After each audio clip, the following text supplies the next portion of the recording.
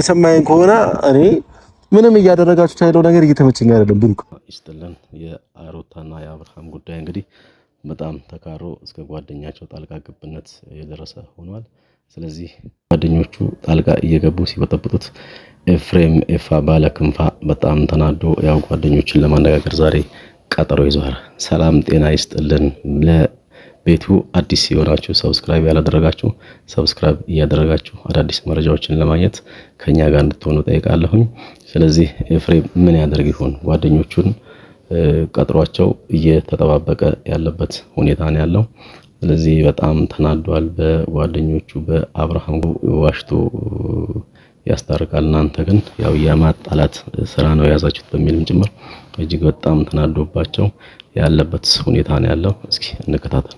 እኮ ነገ ታገባለህ፣ ፍቅረኛ ይኖርሃል። ሚስት ብታስብ ኖሮ እኮ አብርሃም ታስሮ አስፈችው ብለህ እግሯ ላይ ወድቀህ ገፍትረህ አትሄድም ነበር። ቢገባህ አንተ ራሱ ሚስት ብታስብ ኖሮ ጋሽዬ እየለመናት ለቃት አትሄድም ነበር። አንድ ቀን አንድ አመት የሚሆንበት ግቢ ውስጥ እስር ቤት ውስጥ ገብቶ ታስሮ አስፈችው ብለህ ለምንሃታል አይደል? ለምንድን ነው ሄዳ ያላስፈታችሁ? ሚስት አይደለችም? እንዳዳመጣችሁት ነው እንግዲህ ኤፍሬም በጣም በግኖ ስለወንድሙ ጓደኞችን በጣም ልህ በተያዘው መልኩ ምንድነው እያደረጋችሁ ያላችሁት ነገር?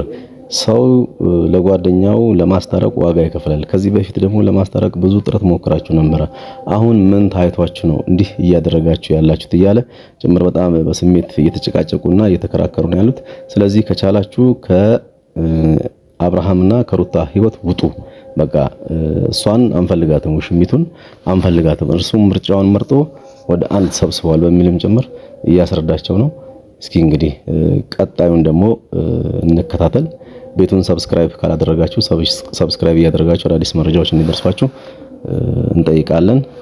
አሳሰረችውም አላሳሰረችውም ፈርምም ትበለውም አትበለውም እሱ የሁለቱ ጉዳይ ነው። ግን እናንተ ለምንድን ነው በዚህ ልክ ከሄርሜላ ጋር እንዲሆን የምትፈልጉት? አንተም አቤለም ሁላችሁንም አልቀበልም ብላ የፍቺ ወረቀት ላይ ካልተፈረመልኝ ያለች ልጅ ሄዳ ፍርድ ቤት ፖሊስ ጣቢያ ያሳሰረችው ልጅ። እሺ በቃ ታሳስሮ ላይ ያደረዝን ሰማኛ እንዴ? ተረጋጋና አዳምጥ። ፖሊስ ጣቢያ ታስሮ የነበረ ልጅ በአንድ ቀን በቃ ወደ ፍቅር እንመለስ ማለት ምን ማለት ነው? አንተ እንዴት ጭንቅላትህ ራሱ እንዴት ይቀበላል? ትናንትና ለምንሃት ሰንበርክ ከግሯ ላይ ወድቀህ ለምንሃት እኮ ወደ ዘይድ ብለሃለች አይደል እንዴ? እንዴት አንተ ወንድምህን ለምንድን ነው በወንድምህ ሳይድ ሆነህ ነገሮችን ማጥረው? የሩታን ትክክለኛ ማንነት ማየት ፈልጋለሁ። ይሄ ትክክለኛ ማንነቱ አይደለም። እንዳዳመጣችሁት ነው እንግዲህ ጭቅጭቁ ቀጥሏል። ጭቅጭቁ ደግሞ ያው አሁንም ጓደኞችን ውጡ፣ በቃ አብርሃምን አትበጥብጡት፣ የአብርሃም ባለቤት ሩታ እንጂ ሄርሜላ አይደለችም ብሎም ጭምር አስረግጦ እየነገራቸው ነው።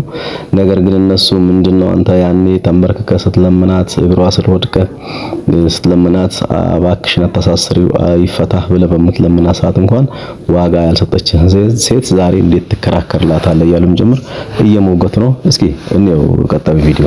እንግዲህ ቤተሰቦች ሁሉም ነገር እንደሰማችሁት ነው፣ ሁሉም ነገር እንዳያችሁት ነውና ከዚህ በላይ ደግሞ ምንም ነገር አልችልም። ምክንያቱም ከሰው ልጅ ጋር መጣላት የለብኝም። ጠርቼው በምችለው መንገድ በምንግባባበት መንገድ አውርተናል። እኔም እሱ ጋርም ያለው ስሜት ነግሮኛል፣ እኔ ጋርም ያለው ስሜት ነግሮኛል። የሚፈጠረውን ደግሞ አብረን የምናየው ይሆናል። ከዚህ በላይ እኔ ምንም ማድረግ አልችልም። ብቻ ፈጣሪ ያውቃል ሁሉም ነገር።